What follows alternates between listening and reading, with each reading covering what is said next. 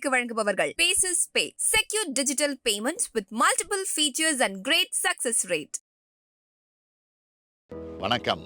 முத்துவேல் கருணாநிதி ஸ்டாலின் என்னும் நான் உங்கள் நல்லாதரவையும் நம்பிக்கையும் பெற்று நம்ம மாநிலத்துக்கு முதலமைச்சராக பொறுப்பேற்று 3 ஆண்டு நிறைவு பெற்று 4வது ஆண்டில் அடியெடுத்து வைக்கிற நாள் மே 7. இந்த 3 ஆண்டு காலத்தில் நான் செஞ்சு கொடுத்த சாதனைகள், திட்டங்கள், நன்மைகள் என்னென்னு தினந்தோறும் பயனடைந்த மக்களின் முகங்களில் இருக்கும் மகிழ்ச்சியே சாட்சி.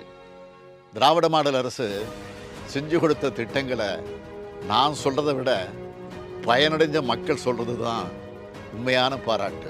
இந்த 1000 ரூபா இருக்குதுங்க.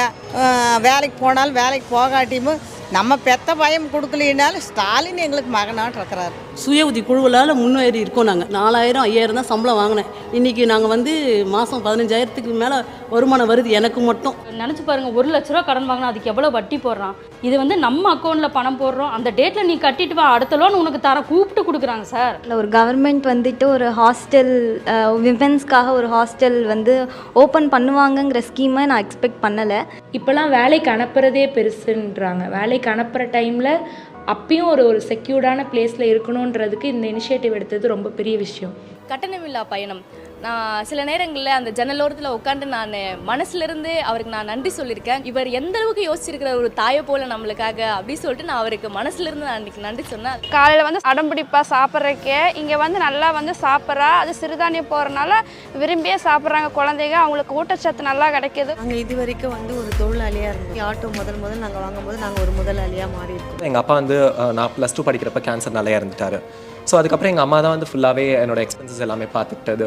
நான் முதல்வன் ஸ்கீம் நம்ம முதலமைச்சரோட கனவு திட்டம் அப்படின்னு சொல்லி தான் அதை இன்ட்ரடியூஸ் பண்ணது. அண்ட் இன்னைக்கு அந்த கனவு நினைவாக இருக்குன்னு நான் நினைக்கிறேன். இந்த ப்ரோக்ராம்ஸ் எல்லாமே தான் நம்ம நாளைய இந்தியாவையே வடிவமைக்கும்னு நான் நம்புகிறேன். அப்பா ரொம்ப கஷ்டப்பட்டு தான் வளர்த்துட்டு வந்தார்.